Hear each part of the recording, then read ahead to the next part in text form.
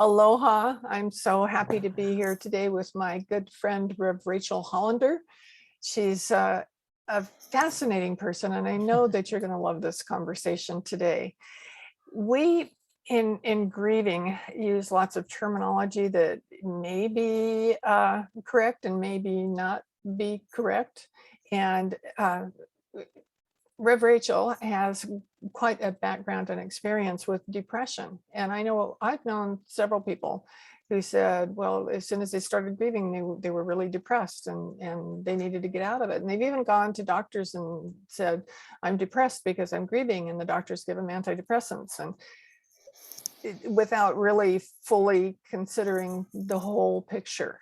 And so I thought that would be a really good thing for us to talk about, that we can both learn about and learn how you can be happy, even when you're dealing with grief or dealing with depression. There's happiness too. So this is Rev Rachel Hollander. Would you like to tell us a little bit about you, please? Yeah, I'm taking notes so that I learned this skill of, instead of getting an idea and interrupting you because I want to tell you, I just like jot it down. So then I have it. Yes, so I am the fourth of four girls born and raised in Cleveland, Ohio, and all very artistic and musical and expressive, and encouraged from a young age to be ourselves and be okay with that, with who we are. And for a long time, though, I felt, when I was younger, I just felt like disconnected from the world. I felt like the world was happening and then I was over here, and I didn't know what that feeling was called. I didn't know what the sadness that was in me was called. I just knew that I felt like, why do I feel so sad? Why do I feel so not with everyone else?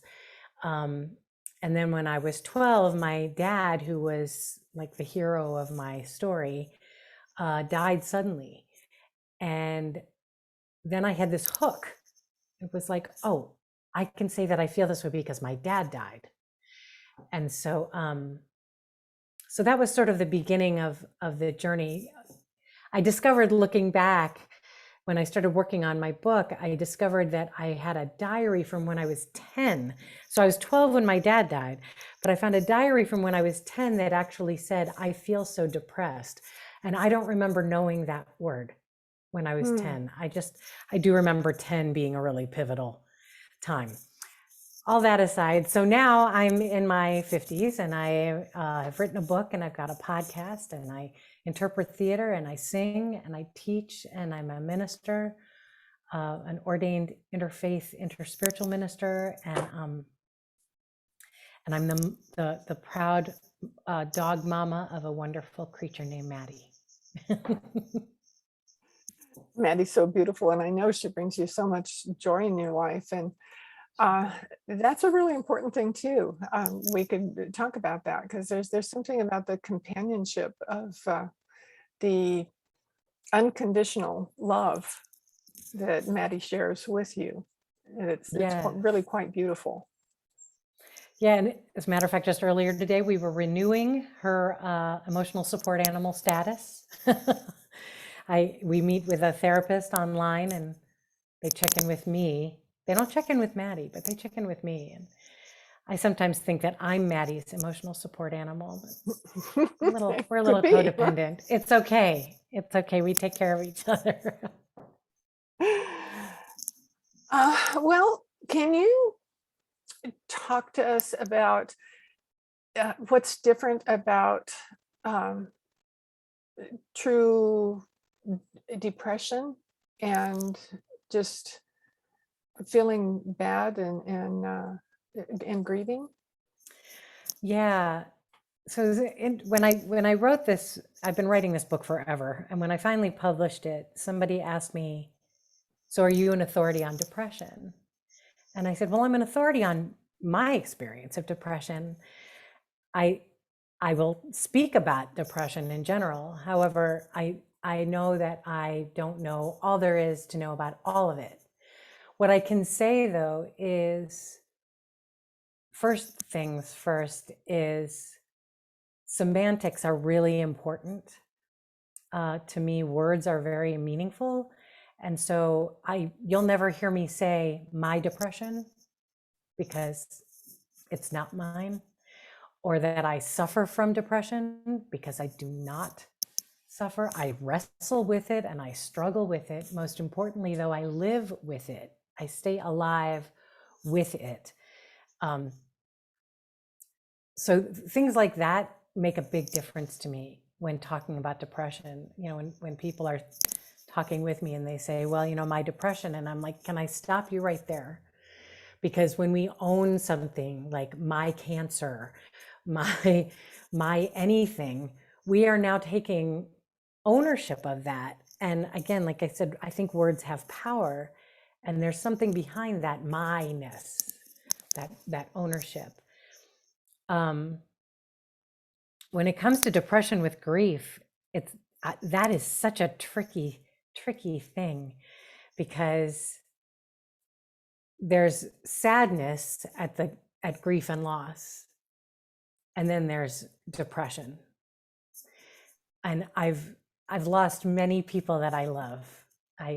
Emily knows very well that I have this guardian area in my house where I have pictures and souvenirs and tokens, and it's a huge altar that takes up like one area of my living room of all the people who have left the planet and are watching over me. And so like, I feel like I'm compartmentalizing, because it's like I grieve the loss of them. I am sad that they're not here. The depression is like a whole other animal. And so, yeah, when somebody's in the throes of grief, I don't know that an antidepressant is what they need. I think it's okay to grieve. I think we're so conditioned to be like, don't cry, don't grieve, get over it, move on. And there's a wonderful phrase that it says, it's okay to not be okay. It's okay to not be okay. And, you know, this weekend is the birthday of my beloved soul twin, Jimmy, who left the planet 8 years ago. And I wouldn't say that I'm actively grieving him. However, I'm darn sad that he's not here. And I wish that he was. And at the same time, someone said to me when the book came out and I said, oh, I wish Jimmy was here to see this. They said, if Jimmy was here, this moment wouldn't be this moment. The book might not have happened. Everything could have been different if he was still here. And it's like, oh, right. And I'm not saying that he had to die for my book to be published. However, it's just saying that we can't say, oh, I wish they were still here. Well, we can say, I wish that they were still here. We just have to recognize that here wouldn't be here. And I realized I took your question and I went way on a journey, which is what I do. And I hope that's all right. It's absolutely all right. And I'm going to, for the people who are doing the editing right now, we're pausing right now. I think your microphone is hitting a zipper or something, and I'm hearing a clicking. Okay. And they can, do you hear that? Is it better? Is it better now? Yeah, I think it is. I think Okay. it is. Okay, so we can come right back in here with the editors. Thank you very much. I agree with you with what you just said. That's really powerful. I remember back in the olden days when I was in high school, we had a one-act play festival, and we did this play one year that has resonated with me forever, called The Monkey's Paw. Do you know The Monkey's Paw? We did that in 8th grade, yes.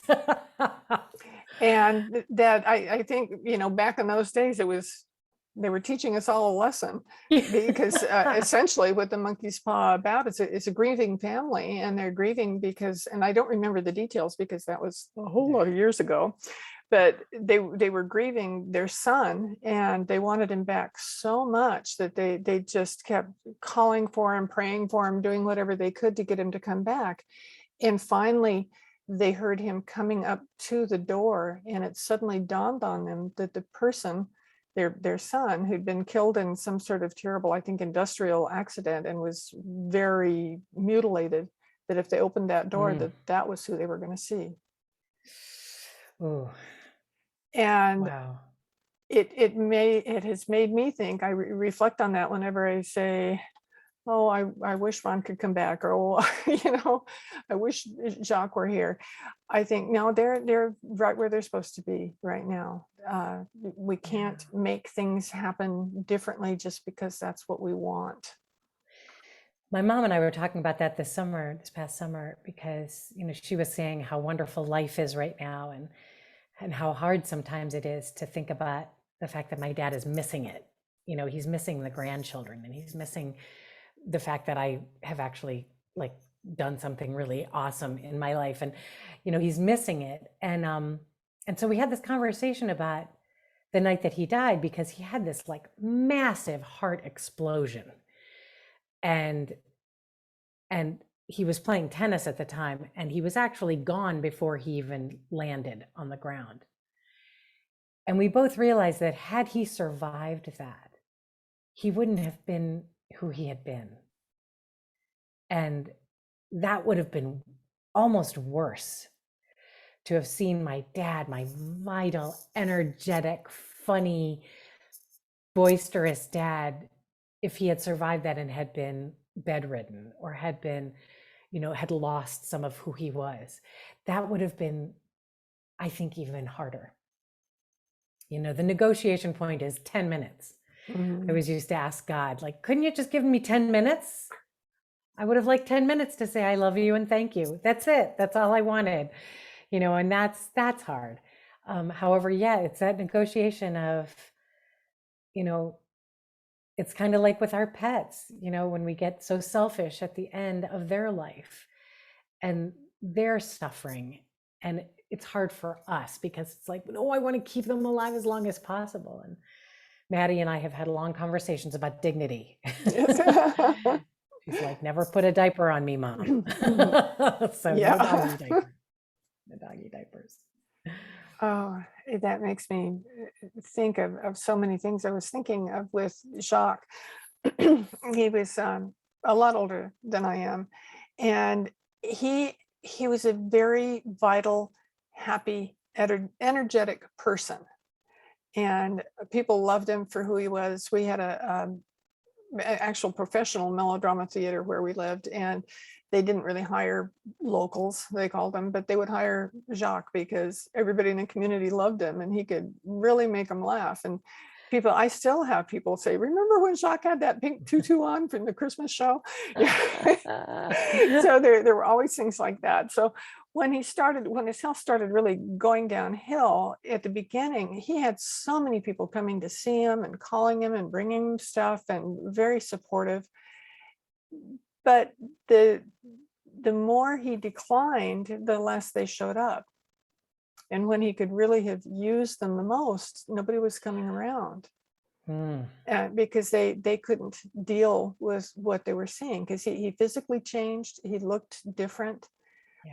He was ultimately on dialysis, and that does crazy things with your weight. And you go in weighing one amount and you come out the same day weighing a totally different amount, and so you're going up and down and back and forth. And people just didn't want to see that. They wanted to remember the happy, joyful, wonderful guy that he was, instead of that. So that meant that Jacques and I spent a lot of time alone, just the two of us together. And ironically, he didn't, I don't know whether he wasn't looking in the mirror or whether he was just paying attention to what his thoughts were. He didn't feel like he was any different than he was before he started having these health challenges. Wow. And so it was nice to be able to have conversations with him like nothing was going on, but we weren't really living in the real world. Yeah. And that whole concept of living with things how they actually are I think is one of the big challenges. And in a way, it was good for him because it protected him from uh, being sad and Mhm. falling down that deep hole. That's beautiful, So actually, that and he was, yeah, that he and saw himself as he was. Yeah. yeah, and so as I realized that that's what he was doing, I had to do that, or I chose to do that too, because nobody else was coming around, and it just wasn't right for him to be by himself. I felt that we just kind of needed to support each other through this process, and it wasn't until he actually died, because I know he didn't know he was dying actually, which is ironic because he was a bioethicist, which means the truth about living and dying, essentially. That he would have been able to keep this from himself. I don't know if he knew deep down in his heart someplace that he was on his way out, but he sure didn't act like it. And it was only about an hour before he died, he asked me if he was going to get better. Mm. And that was so hard, because at that moment I realized that the truth of it was that he always thought he was going to the doctor, that he was staying in the hospital, that he was enduring all these painful treatments and things that he had to deal with, because he thought it was going to make him well. You go to the doctor to get well, and they heal you. And he realized at that moment, when he asked me that question, if he was going to get better, he realized that he wasn't. Yeah. And he realized that where he was not a good place to live, because it was pretty miserable by that point. And it was like within the hour, that was it. He was gone. What's interesting to me about your experience and other people who've had similar experience compared with some of the experiences that I've had in terms of grief is that the majority of the people that I loved, that I still love, who have gone, it was sudden. There was no goodbye. It was unexpected. It was jolting. It was jarring. There was no process. And so when I hear your story, and when I hear other people's stories about, sitting with the person and talking with them and processing and having these moments of connection, there's almost like there's this ridiculous jealousy that I have, where it's like, well, I wish I had had that, because and I think the grieving can be different. I think even the sadness can be different, because there is a sweetness to those conversations, as sad as they were and as hard as they were. There's a sweetness to having shared that that depth, as opposed to the getting the phone call, by the way, the person you love is dead. And it's like, wait, like, I need a minute, yeah, it's like going into the pool by the stairs or diving into the deep end. Either way, the pool is cold. It's just a very different experience. And I think that grieving and depression, being two separate things, however, talking about them together in this bucket, I think that the process is different. Not easier or harder, just a very different way of looking at the experience. And I remember when I was in 7th grade and my dad died, 2 other young women in my class within a month, their fathers also passed. One had been fighting cancer, and one completed suicide. And so all 3 of us had 3 different deaths of our fathers. And ironically, well, we were 12, so it's not a lot to expect there. We could not comfort each other. Like, we'd see each other and barely even make eye contact, because it was like, I can't handle yours, and well, I can't handle yours, and there was so much, there was just so much feeling going on that we couldn't even like form a little tribe of people who'd lost their dads, because it was just, it's like, I know I'm drowning in my own pool. I can't throw you a lifeline right now because I'm in trouble. So I find that to be an interesting observation, that how people leave us does have an impact on how we grieve them. I don't know about, like, I don't know if you experienced regret. Not regrets. I don't like that word, but like there were things left unsaid. There were things left unsaid that I'm never going to get a chance to say. And had I been given that 10 minutes with any of them, especially with Jimmy, you know, if I'd been given that 10 minutes, so much could have helped. I recently was working with a woman who does communication with those who've passed. And she's a fascinating woman. And some of the stuff that she did was way out in left field. You know, it was like, no, I've never had a child. No, I don't know what you're talking about. But she said, there's a young man here who is very handsome, very shy. And all he's saying is, let yourself off the hook. And that's what I've been saying about Jimmy for years, was that I don't know if I can ever let myself off the hook. And when she said that, I was like, well, all right, I'll take that. I'll accept that one as true, because it just landed, you know, right there. Okay, he's okay. We're okay. Yeah. Wow, that's pretty powerful. Yeah. There's so much. I just had somebody yesterday asking of me if I believed that we could communicate with people that were gone, so that we could tell them those things that we wanted to tell them while they were still here. And I thought, in a way, that's kind of what I'm doing. I can't tell you whether or not the people that are not here physically anymore, I can't tell you whether they're actually getting my messages when I write them a letter, but I still choose to do that because it works for me to Yes. talk to them by writing them letters. And sometimes I let them write back. And when that happens, I'm not sure whether that's me saying what I want to hear or if it's actually coming from them. But boy, it's been profound when I write those letters back. And it's quite a way of learning for me. I definitely feel that communication happens. You know, it's happened more than once where I've either been on a walk with Maddie or driving in the car, and I'll just yell, like, give me something now. Like, I need something now. And a song will come on the shuffle. And it's like, there you are. You know, or even a billboard, you know, just something. But mostly it's the music's on shuffle and boom, there's the song. And it's like, thank you.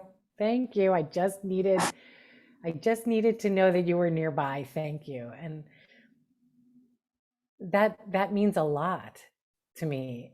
And, you know, of course, cynical people will say, well, it's coincidence, you know, it's an algorithm, it's your shuffle. I'm like, okay, fine. I find that whatever helps me, I'll believe.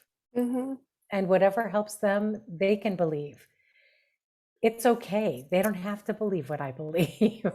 Yeah. That's all right. You know, I'm doing what I need to do to get through each day. And it's the same with depression. It's like, I know that there are people out there that, well, they've said to me, they're like, I don't understand why you say that you live with depression. You don't look like it. You don't sound like it. You laugh, you're smiling. You seem so happy. Well, first of all, you don't see me 24/7. Second of all, I've been a trained actor since I was 4. You know, and third, the most important thing is I learned a huge thing that I didn't know a long time ago. And I learned it well, I'm going to say 15 years ago, maybe, I learned about gratitude. And I know there are people rolling their eyes right now, but I'm saying, stop rolling your eyes, you're going to pull a muscle. Gratitude is not some hoity-toity, woo-woo spiritual term.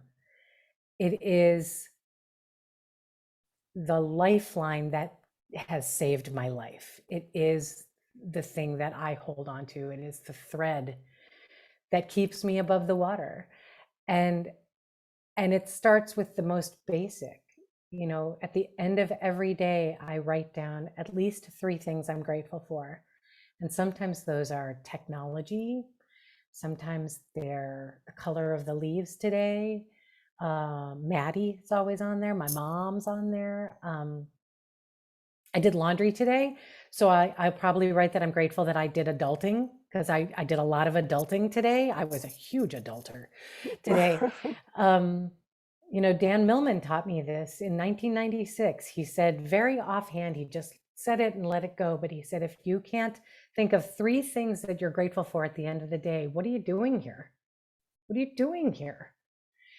And it doesn't have to be big things. It started back in the day, it started with socks that fit. Like, I was grateful that I found socks that didn't cause an indent on my ankle. Like, that was a big deal, you know. I was thankful that I'm thankful every day that I wake up in a bed, in a house where I'm safe, and that I have this bed and this pillow. I always tell people with gratitude, start with the most basic. That's the key, though. And that's why I appear happy and cheerful and whatever. I'm just grateful. And even in the darkest times, even when I'm going through moments that nobody sees, I've been known to scream out a gratitude list as I'm crying. So I'll lay on the bed, the tears are flowing, I'm racked with pain, I'm so deep in the darkness, and I will start yelling, I'm thankful for my bed, I'm thankful for my teapot, I'm thankful that I have clean water coming out of the tap, I'm thankful that I have a phone, you know, whatever it is. And I'll just keep yelling it until I can get through the moment.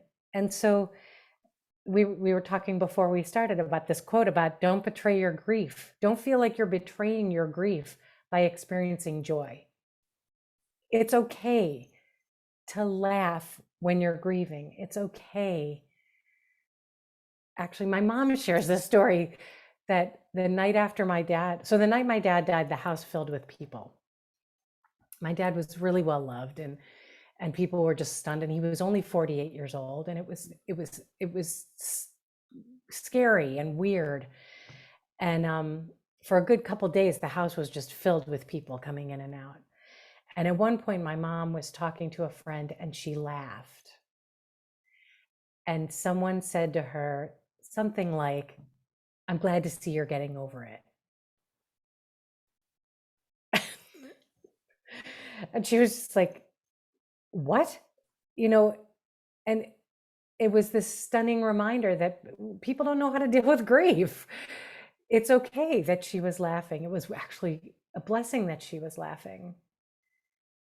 It's been 46 years. I don't know that she's over it. I know I'm not over it. I've learned to live without him. I've learned to integrate him into my life. I still do things that he taught me to do, like pull the car over when you see a rainbow, because it's a miracle. You know, enjoy your food.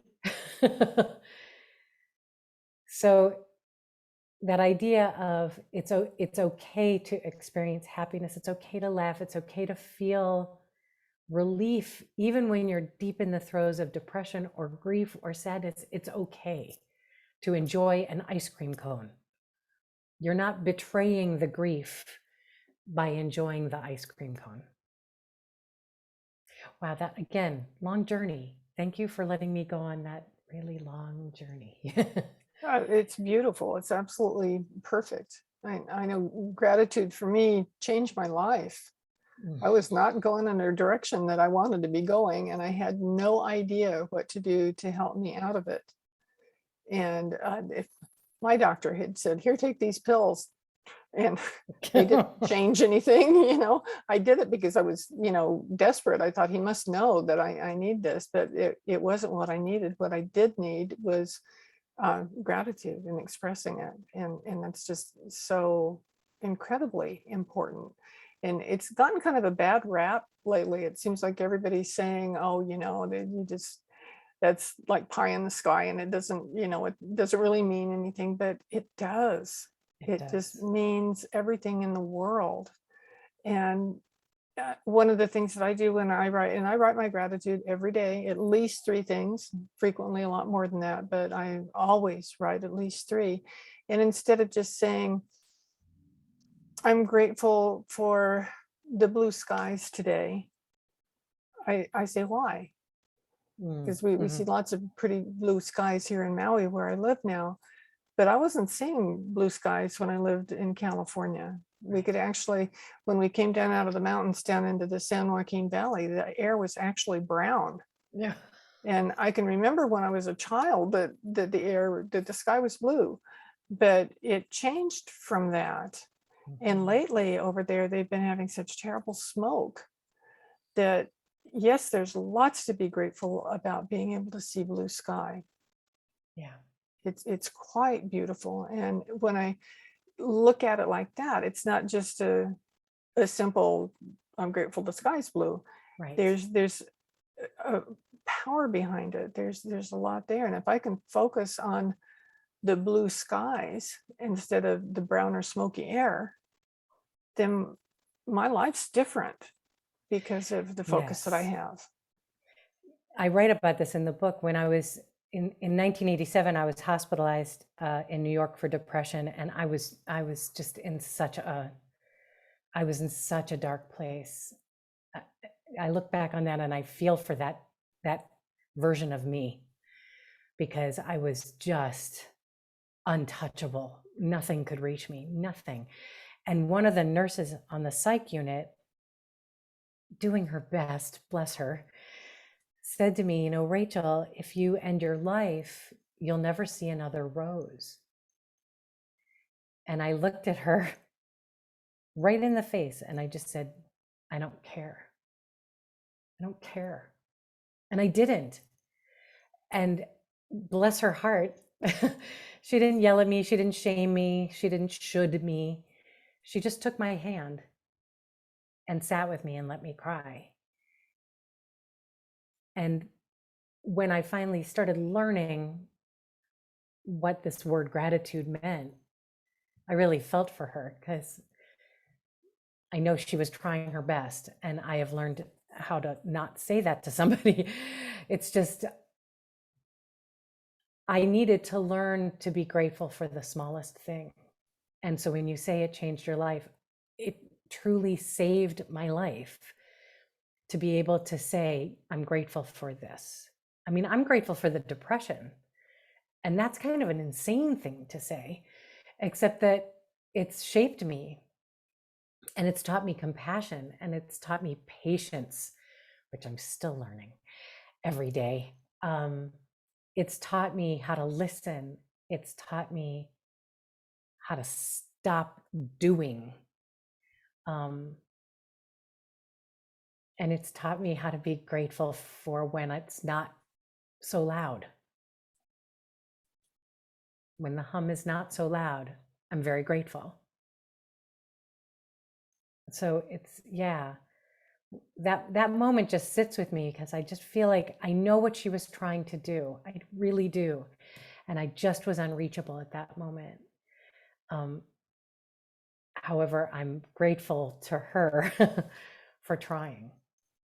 Maybe if she had said Daisy instead of Rose. I love daisies. So maybe if she had said Daisy, that would have hit home. I don't know.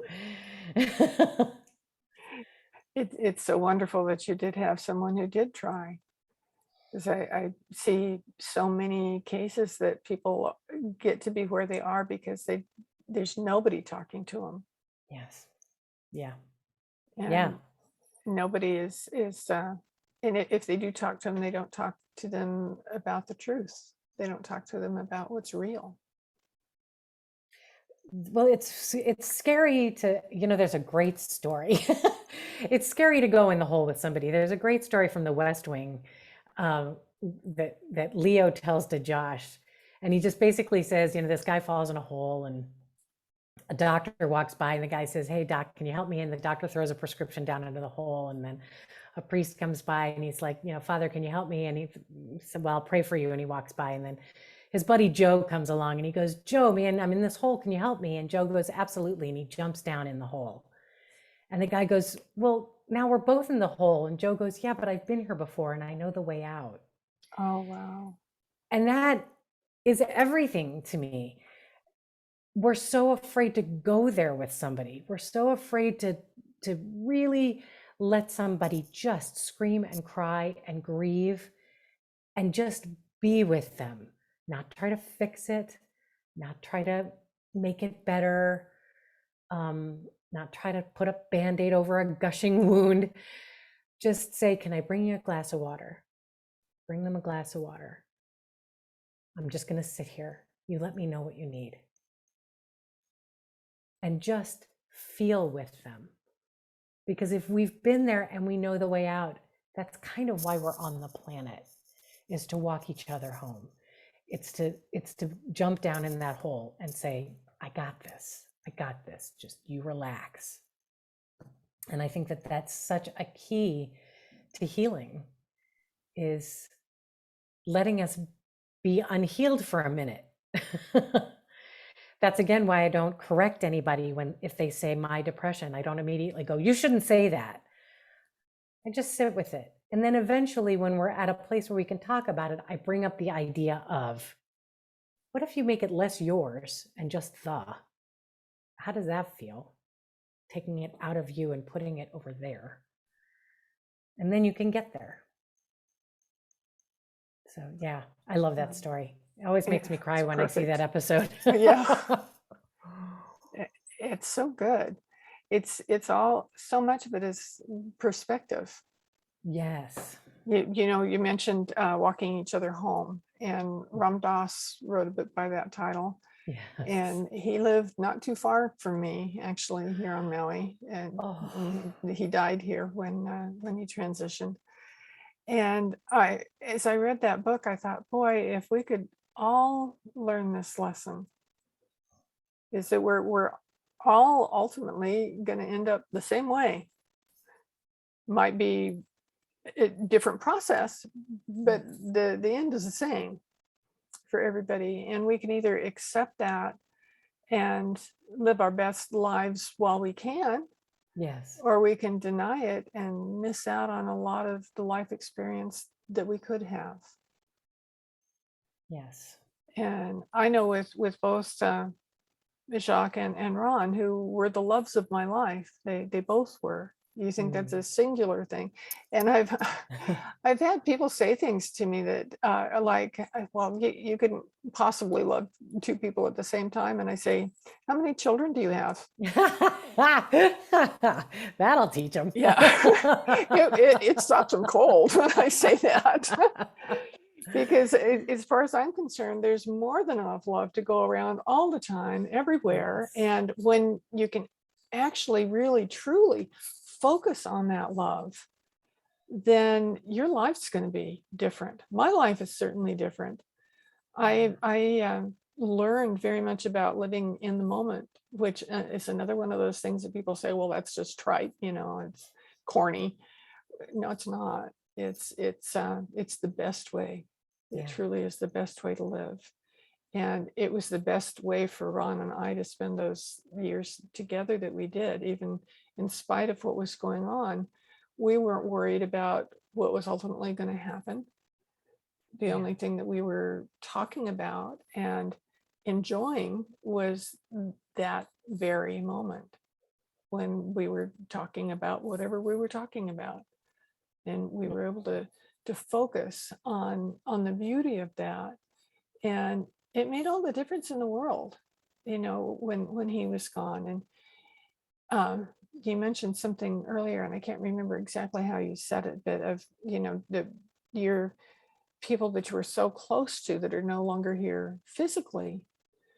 I know with Ron and Jacques and my parents and my sister and all my friends that died, and there's been a whole lot of people in my life who've transitioned. I'm amazed at how big my heart is that it can hold all those people and all that Yes. love. And when I recognize that all that love is still with me, their physical body might not be here, but their love remains, Yes. and that changes everything It's the for big L me. love. The big Big L L, love. the big L. I Yes. like that big L love. I'll have to Big remember L love. that. Yes. Well, and I like what you were talking about, living in the moment, because I also talk about that a lot. Is it's not trite. Exactly. And when we're deep in grief or experiencing moments of really deep depression, living in the moment can suck, except it's the only moment we have. So live in it and just know that it's not the moment before and it's not the moment ahead. We don't know what the moment ahead is going to be. Everything could shift in the next moment. We don't know. So just be in the moment you're in. And I wrote down clenching versus releasing. And I remember when I used to, I experience fibromyalgia. And so I deal with a lot of pain. And what I discover is when my body is experiencing pain, if I start doing this, the pain gets worse. Hmm. I think I'm helping by going, well, I'll just tighten up and it'll stop. And I think I'm helping it. And that only makes it worse. If I can breathe as much as it hurts, if I can breathe, if I can lower my shoulders and breathe and say, wow, that really hurts. At some point, it's not going to hurt. At some point, I don't know when. And it's the same with grief. It's the same with depression. If we can live with the depression instead of fight against it, resist it, clench, deny, all of that, if we could just breathe and say, wow, this moment sucks so bad. I feel so sad. I feel so in the darkness. I just want to cry. It's so hard. Breathe into that. Be in that moment, because that moment is not forever. It's just that moment. It's a really tough lesson. And it's not easy to do without some kind of support. Because that's how we lose people. They get lost in that moment and they think that moment is forever. It's never going to change. And they give up. And we need to be there for people to say, it's just a moment. It's just one moment. It's going to shift. Everything always does. This is my favorite time of year, because this is the time of year that all the trees teach us about change, about letting go, and about circulating death to life, over and over again. The leaves are gorgeous. They're amazing. They're gone. They feed the tree. Why do we forget that we do the same thing? We change, we let go, we grieve, we lose, and then whatever we lose feeds us. Absolutely. So beautifully said. Just absolutely beautifully said. Thank you. Thanks. I'm looking at this gorgeous tree out my front window. Oh. It's so inspiring. I can remember when I saw trees. I lived in Alaska for 13 plus years, and I really missed fall. It's like 10 minutes. It's like, oh, it's fall. Oh, it's done. Yeah. So it's nice being back in Northeast Ohio, where the trees are changing colors. It's lovely.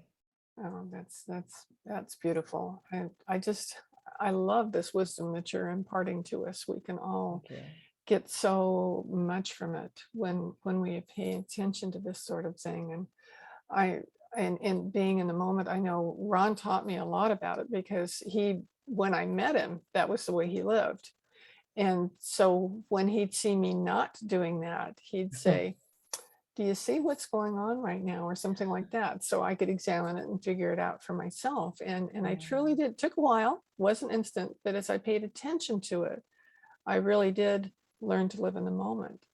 And one of the things that I've taught myself to do, with help along the way from things that I've been inspired by, that you were talking about, it is breathing, Mhm. because we take breathing so much for granted that we don't really pay attention to what it's doing.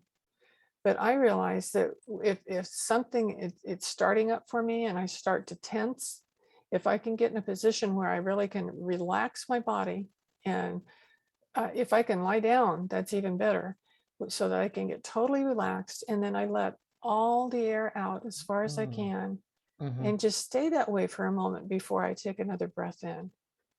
And when I do. I've heard it called a belly breath, where you really fill up your belly, and eventually it works its way up to your lungs. And when you're just ultimately full, then hold that and concentrate on that for a few minutes. That Mm. this oxygen is circulating in your body and serving you and resetting you. I think this kind of breathing is a reset, and then slowly letting it back out again. And if I'm in a really comfortable place, like when I would go to get acupuncture and you lie there for a long time in the same position, I would practice this until it got to the point where I can practice it just about any place, so that if I start to realize that tension coming up, I can go, okay, relax now. Just let it everything be loose, and gently breathe slowly, so that I'm really concentrating on it. And it makes a huge difference for me.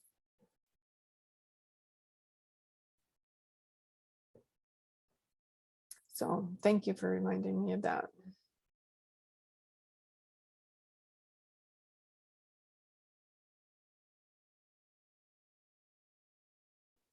Okay, editors, I think we have frozen again. I'm not sure exactly what's going on, so we'll need to edit this out.